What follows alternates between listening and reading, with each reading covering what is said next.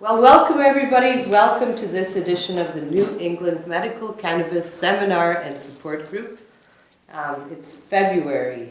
We just passed Valentine's Day and we're very blessed to have a special guest with us today, Laurie Zrenda, pharmacist and manager of the Thames Valley Relief Dispensary in Uncasville. We have many patients in common, and I'm super excited to have her here today, and she's ready to answer all kinds of interesting questions, practical questions, all kinds of things pertaining to the program, and I'm here to help out as well. We also have a chef. Very nice of you, Aaron, thank you. He's a CBD expert and master baker, and he's here today to provide you with some little treats during the program. Aaron, tell us just what you have in mind briefly. So we have some oatmeal baked goods, all organic and non-GMO jellies. I have wild blueberry and raspberry, so it's like an oatmeal cookie bar. And we infuse the butter with our hemp that we grew across the street. So it's all made right here. Drew infused it, our veteran grower. So we got some infused, and then we have some some regular butter. So we're going to combine the two, and then we're going to make some beautiful stuff right here live. I'm going to do the blueberry one here with infused butter. That's excellent. We'll have some warm treats at the end also. That's great, and we have this new camera system, which I'm curious to see how this works out. It should be giving you a view by view of exactly what Aaron's doing back there while Laurie and I discuss things with you guys and answer any questions. So, alrighty. So Laurie, take it away. Thank you for coming. Right. Well, hopefully I'll try to give you a quick overview of the program and how to become part of the program, and then answer whatever questions you might have individually. But basically, we've been open over 5 years now, dispensing medical marijuana.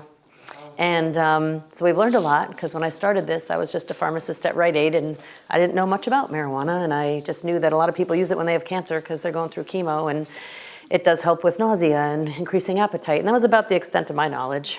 But the state, this is the first state actually to require that pharmacists dispense the drug. Other states have followed suit since then, but back in 2012 when Connecticut passed the law, they required pharmacists be the dispensers. So when I heard that, I thought that would be a pretty cool thing to try to figure out and get involved with. So we opened in 2014, and we've had a slow start. If I was lucky in the beginning, I saw maybe 10 patients a day that would trickle through, because there weren't too many doctors that were too keen on the idea of recommending marijuana for their patients. And over time, I think that view's changing, because they're seeing the people who did go and try it are having pretty good results with different types of conditions. Connecticut has about 33 conditions, I think, if I'm guessing about right, that are allowed to use medical marijuana in the state. It works differently than a prescription, though, because marijuana is still illegal on a federal level. So to get around that, doctors don't write you an order or a prescription, because then they would be ordering you an illegal drug, so they can't do that. So what they do is they go online, the state set up a website, the doctor will register you online and say to the state, yes, this is my patient, they have MS or they have cancer or whatever the case may be. Then the state sends the patient an email with a link to an online application, and then you fill out the application, and then the state sends you a medical marijuana certificate. And when you have that, then you're allowed to purchase any products that you choose. What we do at the dispensary is we help a lot of people walk through the application. Some people don't have scanners at home. You have to upload and scan certain documents in the application. So for people who just want a little assistance walking through the application, we do that with you at the dispensary if you want to. If you can do it at home, that's great. The state does charge $100 to register, so that patients pay that with a debit or a credit card online. Once the card comes through, they send you an email. It's a temporary certificate they send you in your email until they can mail you a real card.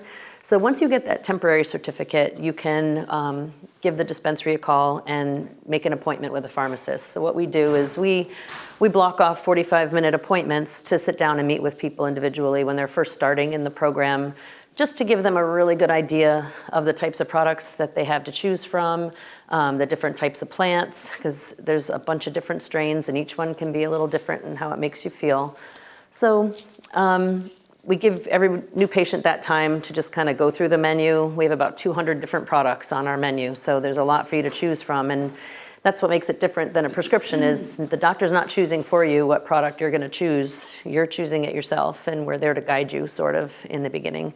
But we have things you can inhale, regular marijuana, just like you may have smoked in the past. And there's also electronic cigarettes or vapes, if you want to call it that, to inhale the vaporized oil from the plant. But a lot of people don't want to smoke with any lung concerns or things like that. So a bunch of oral products that you can choose from. So there are things you can use sublingually under the tongue, which is a little more rapid absorption, especially nice for people who are going through chemo and cancer and might be nauseous. So it's easy way to take it without having to smoke something, but also not having to swallow a pill if you're not feeling good. So you can just place the product under your tongue and it kind of just absorbs right through that thin skin under the tongue into your bloodstream. And then there are things you can swallow and eat, tablets and capsules and cookies and brownies and honey and tea. And we have hot chocolate now too that's infused. Connecticut's different from some states in that they don't allow candy to be produced. So we don't have gummy bears and chocolates like some states do. But whatever product you choose, we just tell everybody, especially people who are nervous, to just start with a really low dose. A low enough dose that you wouldn't notice that you even really have any marijuana in your system. And see how a low dose works, because some people do well with a really low dose and they don't feel impaired at all and they can function perfectly fine. Some people, you know, as your dose gets higher, you're going to maybe start to feel the effect of the marijuana a little bit. We kind of talk about two main ingredients in the plant when we sit down and talk with a new patient. You've heard a lot about CBD, I'm sure it's all over the news and it's all over the place. Right here. All over.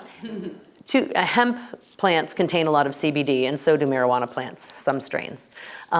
So CBD is a cannabinoid, we call it. It's just a molecule in the plant, but it has some good medical benefits in that it can help with inflammation, it can help with relaxation, and so some people like to use that and choose a product with CBD in it and not feel any kind of high, not feel impaired in any way, and do pretty well. Some people need a little bit of THC, and THC is the part of the plant that causes the high. And it's especially nice for nausea, increasing appetite, extra relaxation, and pain relief. So, you know, some people will come in and choose a product that has a little bit of CBD and a little bit of THC in it. So you totally have the choice to choose whatever type of product you're comfortable with. We just always recommend, especially with the THC, to start with a nice low dose so you're not going, whoa, what did I just do? And start low and just creep your way up until you kind of hit that point where, okay, I found the dose for me. I'm a little bit pain-free or anxiety-free or whatever your symptoms are, but I'm also feeling pretty functional. So you want to find that happy place right there, kind of in the middle, hopefully. And that's kind of where the patient has to experiment and take notes and keep track of what dose you're using so you have a really good idea of what you've taken and how it made you feel. So we kind of recommend people journal that in the beginning just so you know. Because if you try one product and let's say you want to try another one, it might be made with a different strain, so you might want to see how they compare, but at least you want to use the same number of milligrams so you can make a really good comparison as far as that goes. Once you start purchasing after your first visit, you can come and go as often as you like in the dispensary, almost like the grocery store. If you feel like you need something, you can come on in. You don't need an appointment, but you can make one if you want to, because sometimes we get pretty busy, especially Fridays. Saturdays get very busy. So we have 5 or 6 registers open usually at a time, and we'll have 5 or 6 people purchasing at a time, and everyone else kind of waits in the lobby. And that lobby can get kind of full sometimes. And then it might be a 10 or 15 or 20-minute wait to get inside to buy. So if you want to avoid that, you can make an appointment to purchase, which just means you're going to skip the line. And we do that for a few reasons. One, it does make it easier for people who have PTSD and have anxiety to sit around in a crowded room. And it's nice for them to know I can get in and I can get out and I don't have to sit there with all these people. People who are going through chemo, they don't feel good. They just want to get get in and get out and get home, and or whatever, you're just busy in your life and you want to get in and out. So we do the appointments too. So you're welcome to walk in or make an appointment. If you ever want a follow-up appointment with a pharmacist, you're always welcome to do that. I have 5 pharmacists on staff now. We've gotten so busy that there's always 3 of us there, sometimes 4 at a time. One's always meeting with the new patients. One is always checking the products that are going out the door. Because it works like a pharmacy in Connecticut. A pharmacy technician can take your order and get it ready, but a pharmacist has to check it and verify it before it goes out the door. So there's always a pharmacist doing that, and then there's always another pharmacist checking all our online orders and our phoned-in orders. So people will order ahead, and then we can just come and pick it up quickly. So we have another pharmacist who's always doing that. So there's always one of us around to, even if you're just at the counter and you just have a quick question, there's always somebody nearby that can help you out as you're the first few visits are always the trickiest, just to try to figure out what you like and what you don't like, and that sort of thing. Did anybody have any questions just about the whole getting started process? So any doctor or APRN in Connecticut can register their patient. So if you have a physician that would register you and you have one of the qualifying conditions, then you can just talk to your doctor and have them get you signed up for the program. Some people's doctors won't do it, and if that's the case, there are certain physicians in the area that will see you for a fee and help you to register. Just because they haven't diagnosed you, they're going to need to have an appointment with you and see if you qualify for the program. We have a list of doctors too, and Dr. Pecher is one of them. And if you're nearby to here, she's your lady. But if you live further out, we have a list at the dispensary that we can always give people to doctors or to see if they want to, if their own physician can't or won't do it. I know some groups have an administration that will tell their doctors not to register their patients because they just get nervous and don't want them to do it. So in that case, you might have a doctor who's all for it, but he'll say, but I can't, because they work for a company or whatever healthcare system that won't allow them to do it. So that's when you have to kind of go find a doctor who will register you. Can you identify those? I mean, there's 2 major health groups in the state. Yep. Do either one of them allow for it? I know there are doctors at Hartford Healthcare that do register their patients. The L&M group is the one that I think, and this is going back a couple of years, don't register patients. Okay. But you could always ask them to beg their administration to do it. I found that I had to ask. Yep. The doctors won't suggest that Yep. you look into using the medical marijuana. Yep. So I was with the PA and I said, I've been doing research and I would really like to get off some of these medications that I'm on. And she says, okay, and she ran and got my doctor and he was right on board. But he said he cannot bring it to the patient. But if the patient asks, he sent me right to Dr. Pecher. Okay. So Yep. that was, I would have done it a long time ago, and I also would have done it for my daughter, who was a patient at L&M. And they sent her to some pain clinic, and she was, I don't know what they were doing, but she would have gotten so much more comfort, and she was the type that would have educated herself, to the use of it. So my advice is patients have to speak up. Right. And we do see a lot of people who have kind of tried everything. They're at the end of their rope. They're taking opiates or benzodiazepines or, controlled substances, and the doctors are starting to cut back on them. They're starting to say, well, I can't give you that many, there's a lot of pressure on the doctors to stop prescribing opioids. So people are kind of at the end of their rope saying, well, what do I do then for my pain? And that's where marijuana is a nice option. Isn't it a bit crazy that the opiates are legal and the cannabis isn't? A little crazy. Yeah, I mean, no one's ever died of a marijuana overdosage in the history of mankind. It's very safe, non-toxic kind of thing. I mean, yeah, if you use a lot, you can have some negative symptoms. You can have some people could go as far as passing out or having hallucinations, and if you really overdo it. But we encourage people not to do that, and just to start slow and low and see how it does. I've had people who do really well with 5 milligrams of THC in a product, and some people will tell me they can take 50 milligrams and not feel high. And so people just absorb it differently. I have people who take 100 milligrams. It's they just don't absorb it the same orally as other people do. They're especially some of the people I'm finding with the inflammatory bowel diseases, the Crohn's and the ulcerative colitis, sometimes, or any other malabsorption type of condition where they're just not absorbing things the same as other people. And so you do have to play with the dose to find what works for you the best. Have you ever met someone who doesn't respond at all? There's a couple tough people. You've Yeah. had that as well. I have one that just. Yep.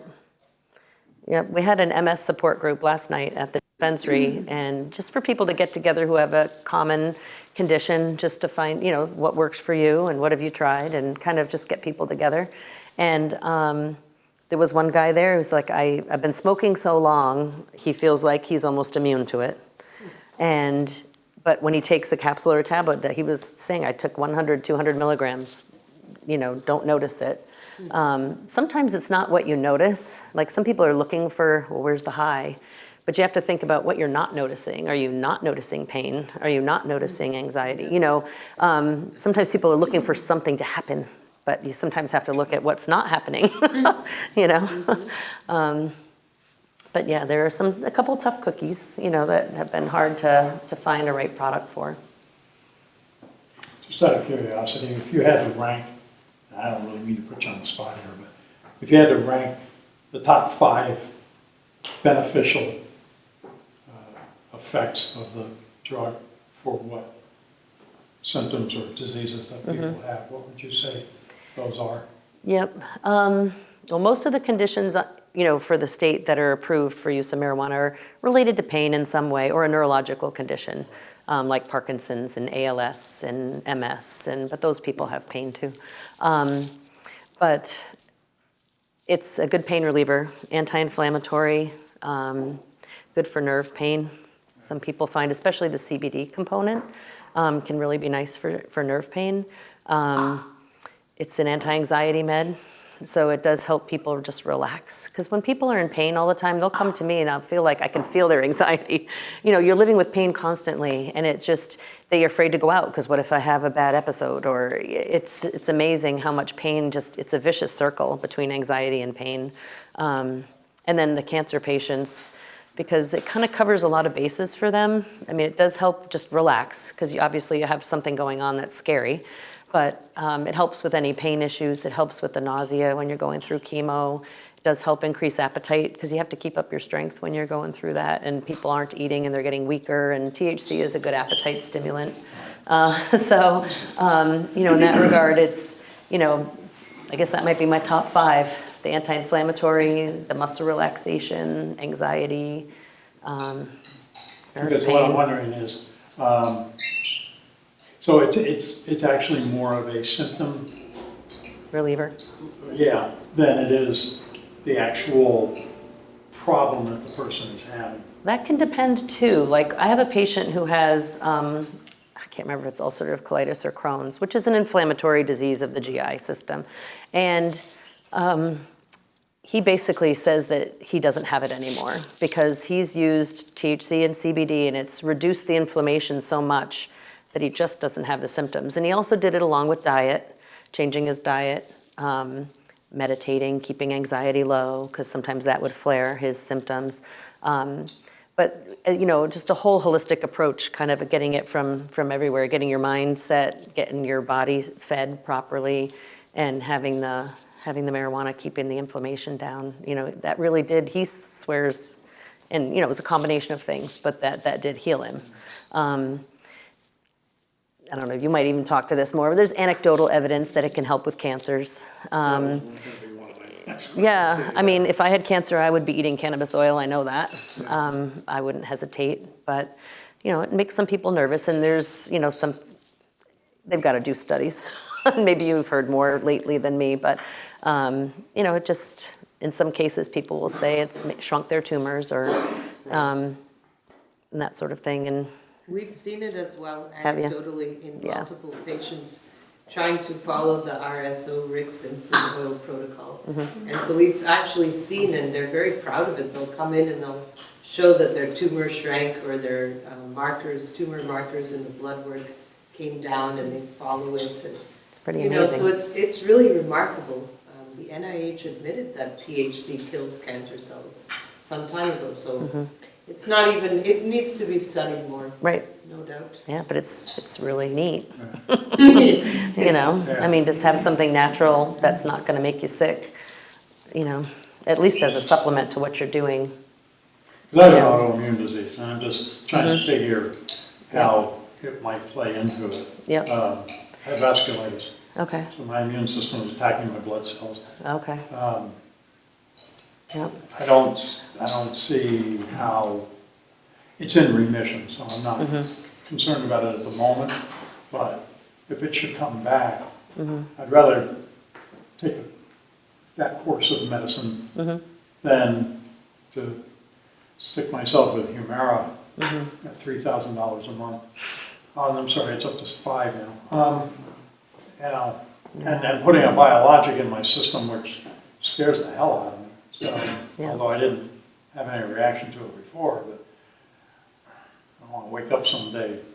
right, I have a friend who did, and this is all she does all day long. oh, It's like a hole.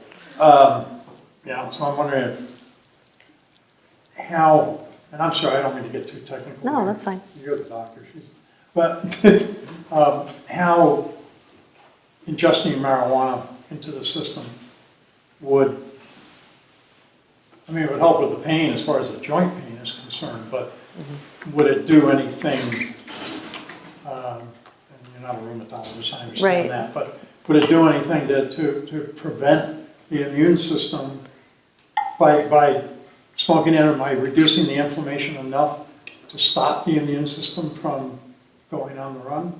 I mean, in your particular case, I don't know a lot about that particular condition. We have and you might even be able to explain it better than me, but my basic understanding we have what we call an endocannabinoid system in our body. It's a system of receptors they discovered back in the 80s that they never even knew we had. And we have some naturally occurring cannabinoids in our body. One's called anandamide, and our brain produces this molecule. And it attaches to these receptors in our body, and they call it the bliss molecule or whatever. It helps with pain, it helps with anxiety. So when you feel those things, your body would release that, and it's just a natural reaction that we have. So the THC and the CBD and all the plant cannabinoids attach to those same receptors, and that's kind of how it works.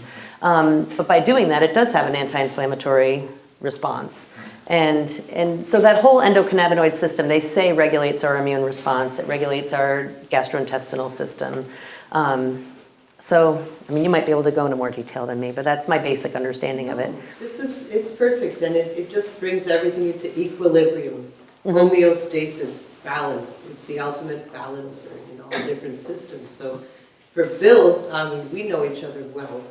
So I can, a lot of what you went through from 10 years ago to now, and you're a new person, a lot of that too was chronic issues, some stressors in your life, and the way you coped. And you've done a lot of holistic healing in addition to that. So now you know what I mean? Yeah. You did a lot of work. Yeah. And it took 10 years. We all did a lot of work together. It took about 8 years. You're all okay, 8 years. I've just enjoyed the last 2 years. Oh, good. Yay. But yes, so, that's exactly right. And now we're getting more and more patients coming in that are reading more and more, and they say things like, I want one for my osteoporosis because I see that CBN helps bone mineralization. And you're getting a lot of people starting to sort of pick apart the different types of CBD and combinations. I don't even know how to answer stuff like that. I always say, ask the dispensary. Yeah. Well, there's just still so much that's being learned. So it's, sometimes you feel like, did I keep up? Am I up to date? But, from my, that basic understanding is that these cannabinoids work just like our own natural endogenous ones that we have in our body to help us. And so that's kind of how it works as far as that goes. In addition to THC and CBD, we have some products that have other cannabinoids in it too. We have one oil that's a heavy CBN, like you just mentioned. And CBN has a very sedative effect. So when I get that person that says, I just can't sleep, I can give them something with a higher CBN level, and they'll sleep better. And again, you play with the dose till you get it right. And we have a couple products now that have THCA in them. And THCA is what's in the plant naturally when it grows. And if you picked a piece off of a marijuana plant and you chewed on it, you wouldn't get high. It has THCA in it, and THCA doesn't cause any kind of impairment. But when you burn it, chemical reaction happens and it becomes THC, and that's when it becomes psychotropic. So that's why people smoke it. The plant itself wouldn't get you high just by eating it. But some people do juice it now and get the THCA benefits, because THCA acts a lot like THC in the pain relieving side of things. So we have a couple products now that are just THCA for the people who want something during the daytime where they know they're not going to be impaired. I can drive, I can go to work and do what I have to do, but I'm still getting some pain relief or anxiety relief from it. So it's kind of neat. The growers in Connecticut, there's 4 licensed facilities in Connecticut that grow the plants, produce all the products for us. And they all do this indoors, so there's no pesticides on the plant material. You're not ingesting a bunch of other chemicals along with it, which is nice. When you buy it on the street, heaven knows what somebody's put on that plant. And then they extract the oils and create all the products. So whether it's capsules, cookies, a couple of them have licensed bakeries inside, so they're making all the baked goods. All the products have to go to independent labs to be tested in Connecticut. So when you get that product, it's going to have a label on it that's going to say how many milligrams of THC, how many milligrams of CBD, how much CBN, all the different terpenes in the plant, and that's a whole other story. The terpenes are the essential oils in the plant. That's why different strains can smell different. And almost some people are marijuana connoisseurs, almost like people who can smell wine and know, it's a very good year or whatever. Different plants have different scents and different tastes, and that's the terpenes. But the terpenes have mild medical effects too. Certain ones make you drowsy, certain ones make you feel a little more peppy. So it's very interesting when you start thinking about all these different things that are in this plant and finding a combination that works for you. Yep. You mentioned juicing. How do you do juicing when you can't grow a plant? Right. Well, you could buy if you had a marijuana card and you went to the dispensary, you could buy the buds of the plant. The buds? Yeah, they trim the buds off the plants and you would, blend that up. Or you could So they're not dry, right? It is a little dry, but How are you going to get juice out of dry? we're just blending it in with other things, like you can make a fruit smoothie, but throw it in there. No way to get the leaves as well? Not in Connecticut, anyway. Yeah, they don't sell just the leaves. We'll be selling our hemp weeds soon for juicing. Yeah. I hate wasting. Yeah. And our hemp crop was great, and I just can't abide throwing away stalks and leaves and things like this. So we're looking into alternative things, but exactly for that reason, we were thinking of saving the leaves for people for juicing, because you could do that. Sure. Maybe not as good as a cannabis leaf, perhaps, but close. But in the dispensary, we don't have those. For the CBD, you could do it. You'd have plants growing live and just pluck the leaves off it. Yeah. They're super nutritious. Exactly. Like nettles. I heard them called nettles with benefits. An herbalist, I was taking a class online, and that's what you call it. I wonder how Butch made out in court today for his 12 plants that he used before a judge. Yeah, I saw that. Does anybody here have their medical card yet? No? Several people. Yeah. What did you say? Oh, just wondering if anyone had their medical marijuana card yet. Okay. If you have a Rhode Island card, You can't go to purchase. Connecticut No, dispensary. unfortunately, Connecticut doesn't have reciprocity. But as a Connecticut patient, you can go to Rhode Island. That doesn't make sense. I Are know. we gonna change that? For gummy bears. Rhode Yeah. Island will accept you. I don't know, Right. we have all the, But I think we it's have only the pharmacists, like That, Yeah, Hurting your- you might want to call the dispensary first and be sure. I know some it does. Yeah, okay. living in Rhode Island though. Yeah, every state's laws are different. It's crazy how, you know, some states, like, we don't have the candies, some states do. Some states don't have PTSD as a condition, our state does. So every state's just got their own thing. What's the law if you did go to Rhode Island about bringing it across state lines? Technically, legally, you can't bring it across state. You're only legal with a Connecticut card to possess the drug in Connecticut. So it's tricky. I mean, it's happening, of course. People are going to Massachusetts and buying it, you know, like a 21 and older kind of thing. So it's happening, but technically it's not legal. Have you seen any impact on your business with the Massachusetts thing? Not at all. Good. Yeah. Good.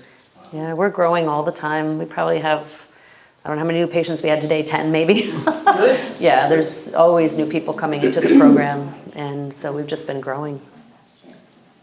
I've just finished my first year working with you folks, Yep. and I can't take the probiotics anymore, and I have no immune system left, really. So I have found great comfort. Awesome. And you personally have helped me with adding products to kind of, what am I trying to say, glitch it up or get to the right point. Yeah. It is a bit of an experiment. It is, Yeah. and I was very nervous in the beginning because I just was. And, but everybody there helps you. You can call anytime. I was able to take advantage of the sale you had last week because I have an upcoming surgery, and I just don't want to take the high dose drugs. I'm going to stick to the cannabis. I hope it gets you through that. Have the other one handy just in case. I have a question. Sure. CBD oil, the directions for me is to take it twice a day. I take half a drop in the morning. When is the best time to take the second one? Do you know what strength it is you're taking? Like how much half a dropper is in milligrams? I can't remember. Okay. Yeah, check the bottle if you can. I mean, it's really, when you do it, are you doing it under the tongue? You're placing the drops under your tongue? Mixing it in water. Oh, okay. So when you ingest it, usually it'll last maybe 8 hours, so maybe 8 hours apart when you're actually eating it. If you're finding it's not helping so much, just increase the dose. Because CBD is harmless in that regard as far as it's not going to make you high.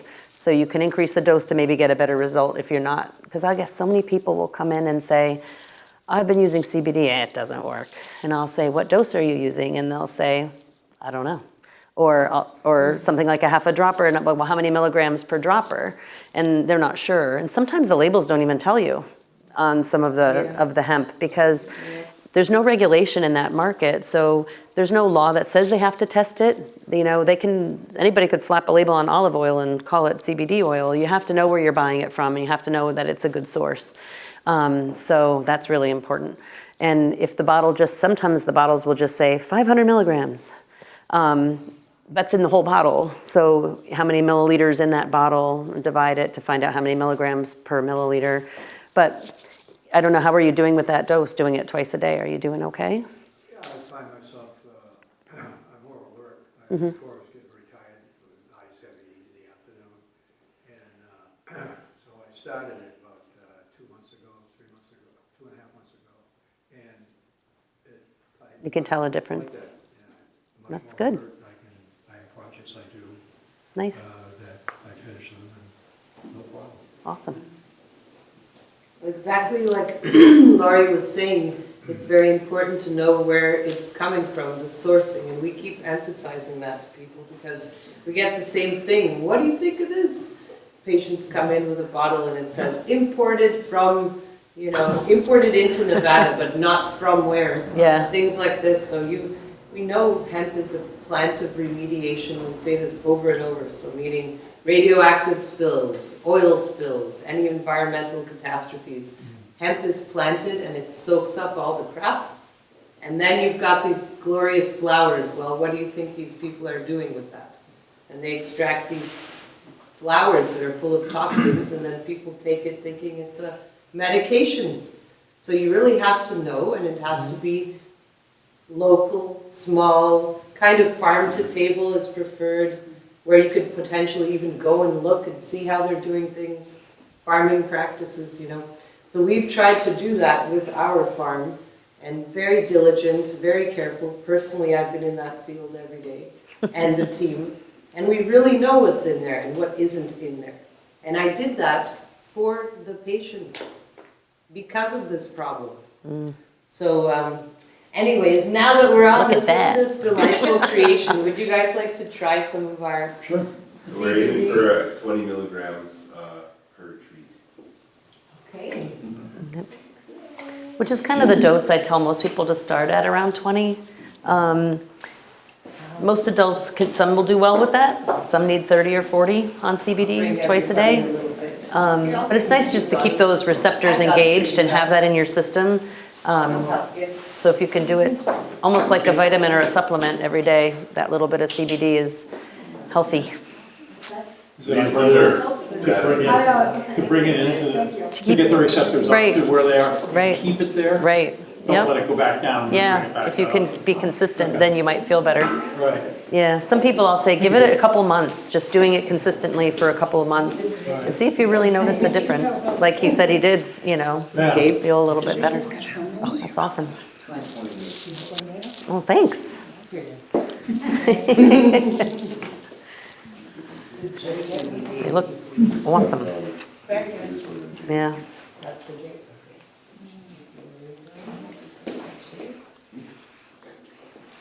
This is a fun way to take it.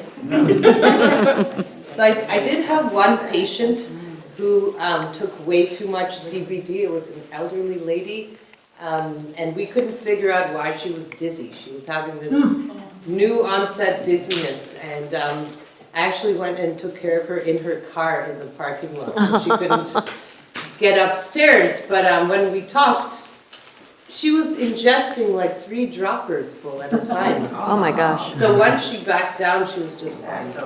But it could give you dizziness or make you sedated at worst. I haven't seen anything worse than that. Me too. You need to break down and get matches. I have a question. Sure. In Connecticut, what would you say some of the most common reasons people get the license for? Yeah, our most common, and you might even know Sierra better than me, as far as, because she does all the registrations of the new patients at the dispensary. I So, would say post-traumatic stress disorder is very big. Fibromyalgia is pretty big. Complex regional pain syndrome is a big one. cancer. Cancer is huge. MS is big. And I would say ulcerative colitis and Crohn's are a lot more common than I anticipated. So I think those are probably the most Yep, popular. but we do have rheumatoid arthritis as a condition now too. Yep. Trying to think of some of the new ones. The state's working on just chronic pain in general. Yeah. When that goes through, that will help a lot of people. Because right now, oh, here's the list. I don't know if they want me to read 33 things off, but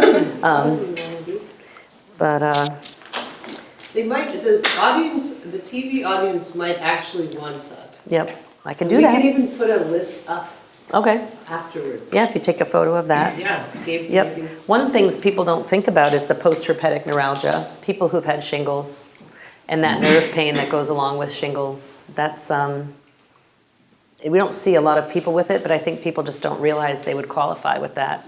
And even just CBD from hemp would be amazing for something like that. So if anyone's suffering with that, they should look to that. Do you have any THCA balm or topical ointments? that you have? With the topicals, it doesn't really, it's not going to absorb enough through the skin to get deep enough into your bloodstream in a significant amount to really make you feel high.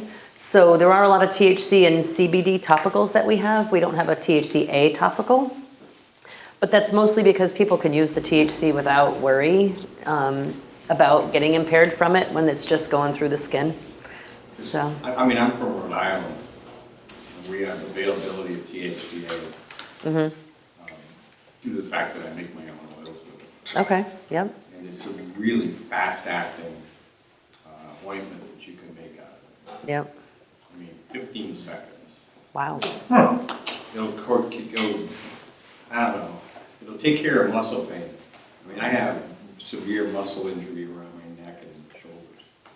And I'll put it on, slather it on. And by the time I finish this side, if I started on my left side, by the time I finish my right side, the pain is gone on my left side, all the way up wherever I put it. Wow. And is it just the pure cannabis oil, or is it, you have a base you put it in? I use 30 ounces of coconut oil Okay. and 4 ounces of dried product. Mm-hmm. Nice. Yeah, a lot of topicals, people don't even realize, wow, I could just get a topical and not have to worry about anything. Psoriasis is another condition, and it does help with the plaques, helps with other itchy skin conditions too. I've had people come in and say they had poison ivy, and it was like, and this really helped. That's good. That's not a approved condition, but people have told me that. So yeah, itchy skin conditions, as well as, just some people for the nerve pain. I've had someone with diabetic neuropathy say if they put the lotion on their feet twice a day, they just don't have that pain in their feet as much, and they get through the day THCA better. works that way, too. Yeah, yep, And the other, since it's not psychoactive, there's no risk of anybody Right. messing with it or somebody that's not supposed to get into it, getting into it. right, There's no upside for that. yep. Well, they'd be disappointed. Yeah, maybe. Some people might be. And I've seen it, things added to it, to get different things going on, like scents, Right. and other properties that you can get from some of the terpenes that are out there. Mm-hmm. THCA works. Yep. My son's dog's a little loopy. Could this stuff help them? Can you give it to pets? There are a lot of CBD pet products out there.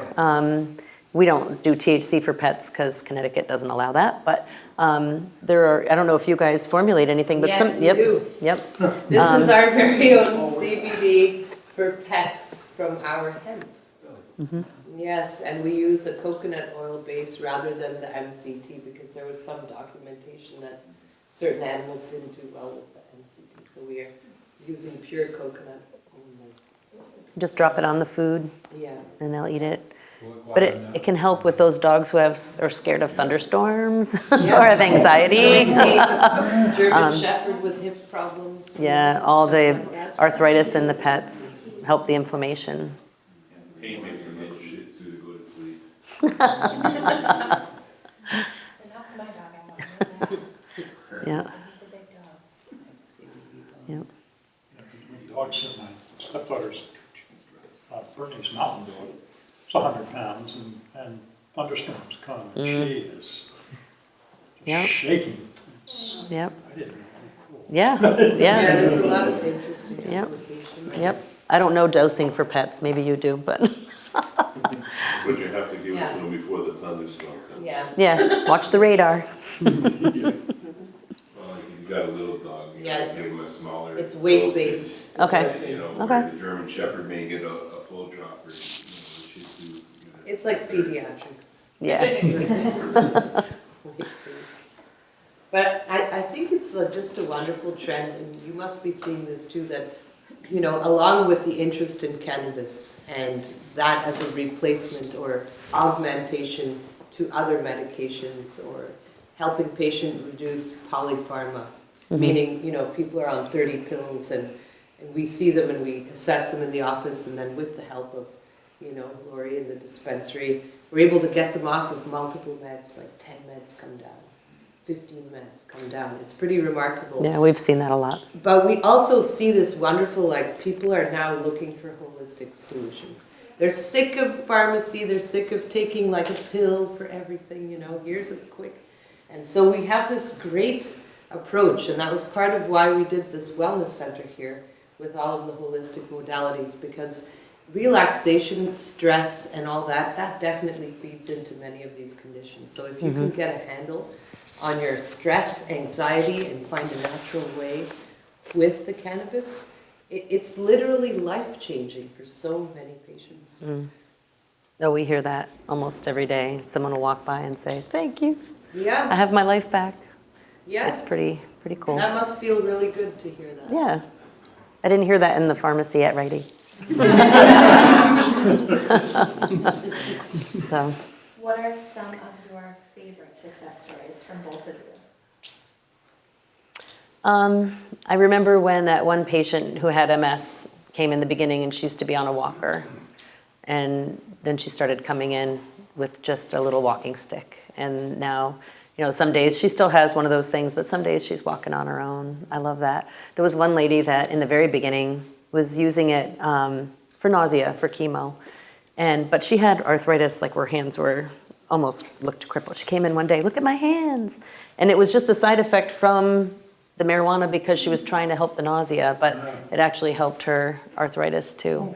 I mean, stuff like that is just one younger boy, I say boy because I'm older, but 20-something guy, had PTSD, and he said he just never left the house, didn't have a job, just unmotivated, and and this helped him. He's out kind of in the world now and living his life, so that's kind of pretty cool. Yeah, and similarly, I have many stories, actually so many now. How many years has it been? 3, 4 maybe that we've been doing this, but there's one particular veteran that comes to mind that had such severe PTSD, he couldn't function at all. He was a healthy person in his late 20s with a family. His wife couldn't stand him. She was on the verge of a divorce. The kids, just not doing well. Couldn't sleep at night. That's really what it was. He was just couldn't sleep at night, and it was a buildup of not sleeping for months, and everything that comes with that. And he was very skeptical. Doesn't like doctors, doesn't like pills, all that stuff, So it was really a leap of faith for him to do this at all. But he came back in a month and a totally different person. Completely changed his life, everything back to normal, got a job, working, and now every year he sees me and it's the same, it's just beautiful. I said, please write me a testimonial. Yep. But there's so many people, so what a blessing, and thank you for being a pioneer. Yeah, it was fun. I didn't know what I was getting myself into, but Had to be a leap of faith. yeah, I was just, working the pharmacy 13 hours a day, and just the idea of owning my own business and being able to start something from scratch and watch it grow, and it's been a lot of fun. Yeah, and rewarding. Would you consider opening another location? Well, when the state put applications out last time, and this happens every once in a while, the state will decide, oh, there's more patients, we need more dispensaries. So they'll put out a call for people who want to apply to get another license. We decided not to, just because the idea of recreational was looming. We don't know if the state's going to approve recreational marijuana, what would happen to our medical business if that were to come to pass. So it was one of those things where, do we want to take that risk and do it again, or just be happy with what we've got? And so we just didn't. It's a valid point. It was the uncertainty. Yeah. Everything's changing so quickly. Yeah. Who A knows? lot of states have been, that started out with medical and then go to recreational. Recreational goes to the medical establishments first. In other states, yes. And then they build out from that. But you're in a good, if they do that in Connecticut, you're in a good position. Yeah, there's a couple of bills that have been introduced in Hartford this session. Don't know if they'll go through because it's a short session. One of them says the existing dispensaries would be precluded from the recreational license. Precluded? So, precluded is the word they used. Why would they do that? I don't know. Somebody wrote that bill.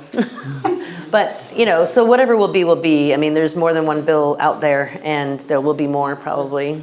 It's just hard to say what will. I think there'll be a benefit to having the medical card still, because I believe one of the bills is to remove the $100 fee so patients won't pay that anymore. So there'll be a benefit to keeping your medical card for that one reason, but also you won't pay the tax.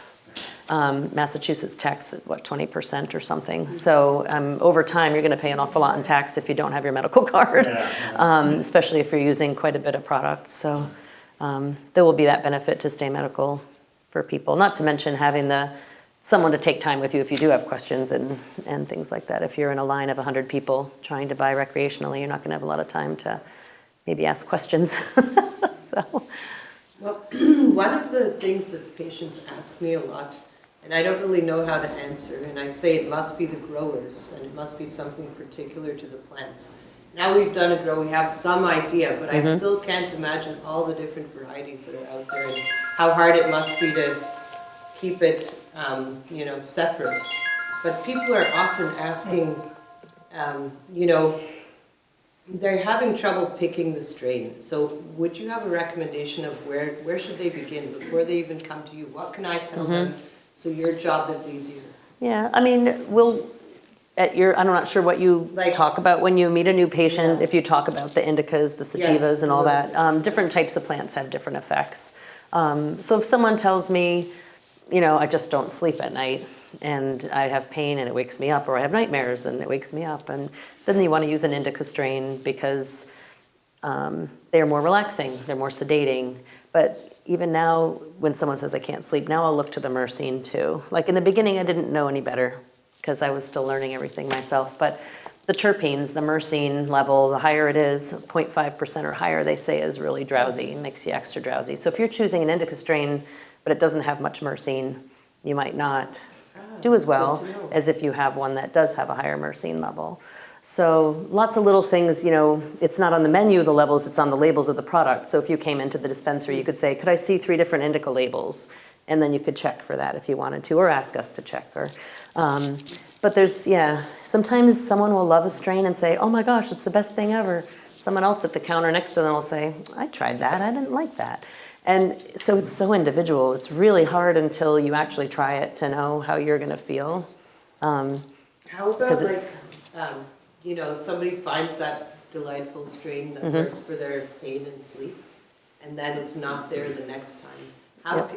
Is there a way to sort of get a consistent line of something? In the beginning, it was very much like that. A strain would be with us for a month or so. The growers would have harvested it. It'll be there. And then the plant takes maybe 90, 120 days to cycle through and bud again. So there might have been 3 months we didn't have that strain, but then it comes back again. And that happened a lot in the beginning. There's still little gaps now and then with certain strains. One of the growers with one of the more popular sativas especially, the Lexican, they have plants at different stages of development in different rooms. So they'll have the small ones, the medium ones, the large ones, the ones they're harvesting. So there's always a harvest coming. So that's a product that's been on our menu probably for 2 years straight without a gap. So some of them are getting smarter about the really popular strains, knowing this one sells well for us. We're going to keep this one coming. You know, so once in a while they'll catch on and do that.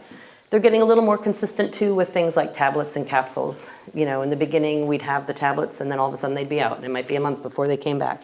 Now they're very good at keeping, like I always have a 5 milligram, 10 milligram, all the way through the different strengths of capsules. They're getting much better at consistency on that side.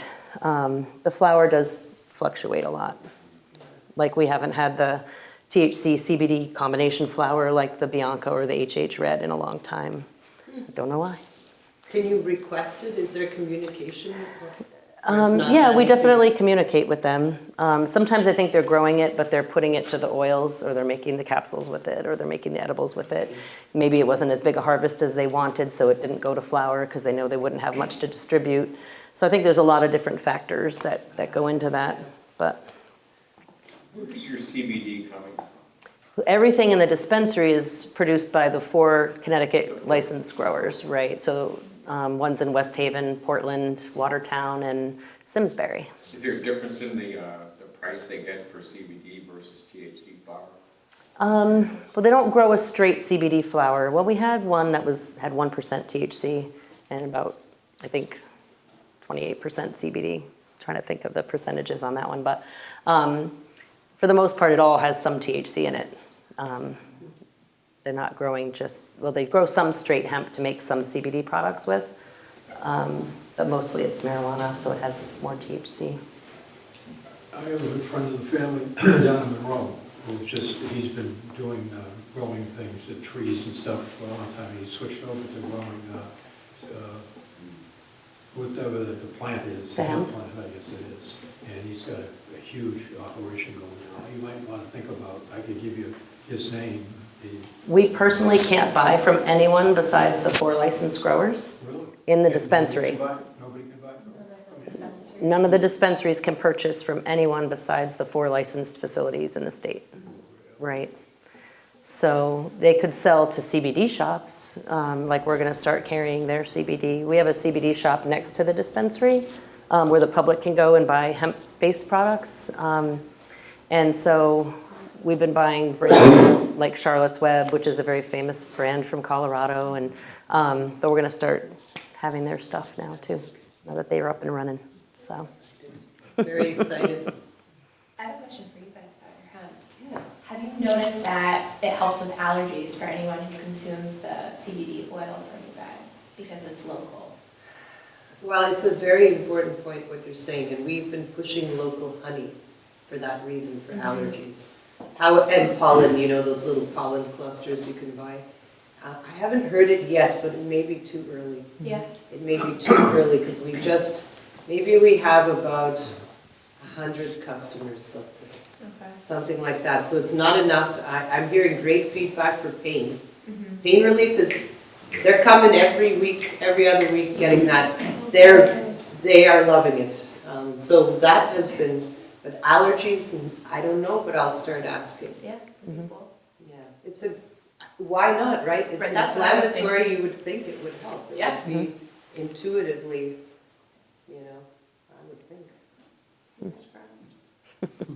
I'll try it. Well, any other questions, guys? When are you gonna have the Ben and Jerry's truck back? ooh.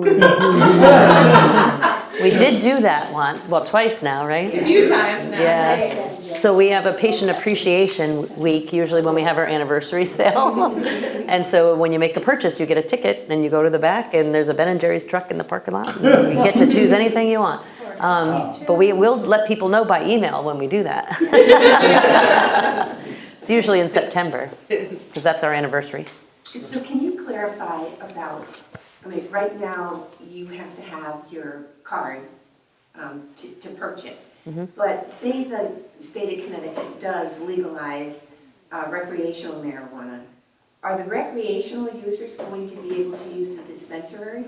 It's going to depend if they have the medical license or the recreational license. So the state is going to issue separate licenses for each facility. Like in Massachusetts, like he said, they do both. You could walk into a dispensary. They usually have one door you go in if you're a medical patient, go in a different door if you're a recreational patient. Some states put limits on. Pay more for Oh, absolutely. Yes. Pay more recreational. because of the tax. Oh, Yeah. okay. So for every 100 you spend, you're spending an extra 20 in tax. And there's some states will put caps on the THC levels on the recreational products too. So medical patients might be able to get up to 90% THC in a product, but the recreational patients might have a max of 30 or 40%. Yeah. We do have products with that percentage. Just a point of interest, who the supplier I use gives a 30% break for vets. So you know any vets that... In Rhode Island or? No. Oh, Yeah, I don't know where I have to look up the address, but they're online. a hemp place or a dispensary? CBDMD. Oh, okay. I don't know where they're from. So it must be hemp, yeah. Yeah. So 30% is a nice break.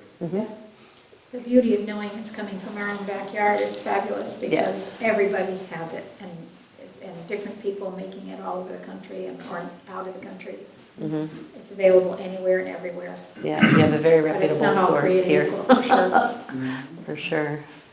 We loved doing it. Mm. It was an adventure. Yeah. It really was. And the patients helped us and the veterans and tribal friends. I mean, I remember we run in, we slept in the field for a month and a half, protecting the field. No Wow. heat, no water. It was quite something. And Hope then it was we summer. harvest, drive it over, to process it. And we had a patient running behind us. Dr. Pecher, you dropped this. And it was a plant. Dropped in the middle of the road. It was a community effort. A lot of fun. It's nice to see. You don't see that too much these days. So Excellent, Laurie. Really, we appreciate the time you take. You know, you're a busy person, and to take a few hours like this out of your day. Happy to. And to have a look at the center too. Yeah, And thank I you. learned a lot from here that I can take back to talk to people about with the oxygen chamber and the float and all that. That's really cool. Yeah, thank you. I did think of one question. Sure. So, growing up, it was the war on drugs, and, you know, this is your brain, and this is the Yeah. egg that's, you know, your Yeah. brain, you know. Uh-oh. So we're all socialized. Do you find that people sometimes have emotional hard time, you know, leaping from one way of thinking to another? And- Yep, from patients to doctors to, yeah. And then I mean, this has kind of been a journey for me, and, yeah, it's been a journey, and there's definitely emotional thoughts, and you think about the Yep. medicine, and you think about it from an intellectual perspective, and then all of a sudden your gut gets butterflies, and you think about it from an emotional perspective, and Yep. I'm just wondering what you've experienced in that Yeah, respect. and there is still studies that show it's not great for the developing brain. So, you know, obviously we don't encourage kids to get their hands on it. But when we first opened, I would either have the patient who would come in and go, "Hallelujah, I'm buying it in the store," because they've been smoking for 30 years and they're happy that they're buying it legally. And then you'd have the people who'd creep in like they're walking into the devil's den and they didn't know what to expect and they're nervous and you know, so we try to keep a nice professional atmosphere and make people feel comfortable. And it's really about starting slow. I'll tell everybody, you're in control. No one's going to make you take something you don't want to take. And, you know, you start low, and when you're comfortable, you increase it. And you know, most people settle in pretty well. But in the beginning, yes, there's definitely some apprehension. Maybe little shits. Yeah, we see a lot of baby boomers. Well, you know, either the baby boomers grew up doing it, or it was just Or, like. yeah, absolutely. And didn't do it. And Right. we're redoing it. Over Yep. the last 4 years, the usage of marijuana with THC has gone up 75%. Oh, Senior yeah. citizens. Oh, yeah. It's like- I mean, did a they're whole big saying it- news story on this the other night. It was There's evidence about it unbelievable. helping Alzheimer's, and it's just, Well, yeah. the reporter introduced the clip, the footage clip, because, and they're not all using it for aches and pains. They just want to get high. It's like, oh, okay. I mean, there's worse side effects a drug could have than making you feel euphoric, I suppose, you know, I mean, It does, it makes you, there's never been. yeah.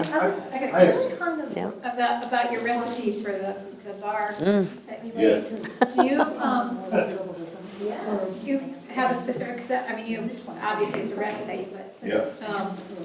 I'm gluten-free, so I want to tweak it Oh, okay. to not have sugar and not have all that. And I was wondering how much flour you use.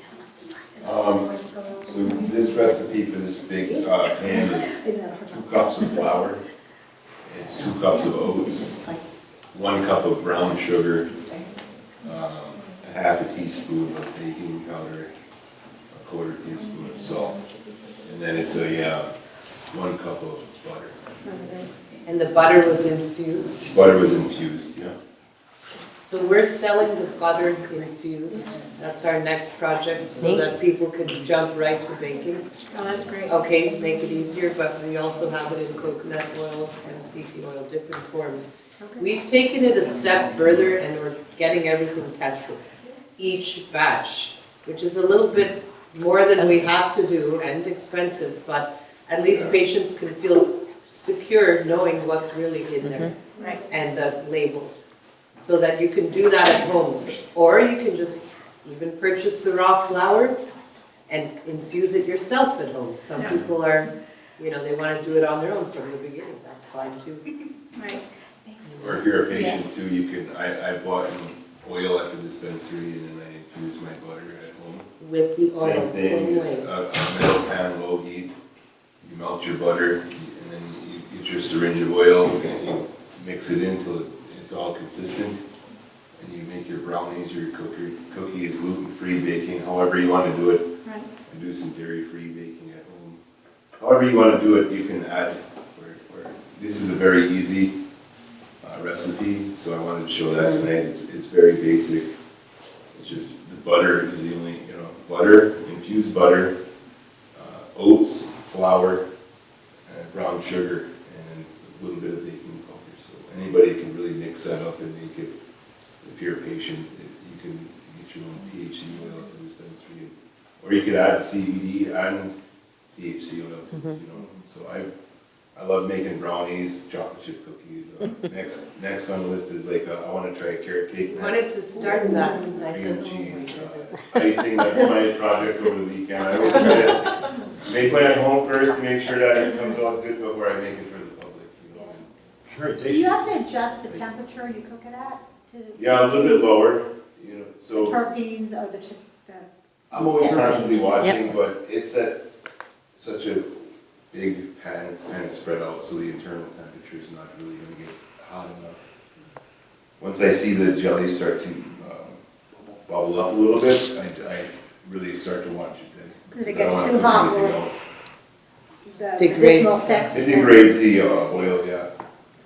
Some people were putting the CBD oil, or THC for that matter, into the icing and skipping the heating. Just if you're not sure and you don't have a thermometer, you could just put it in the icing or in a salad dressing.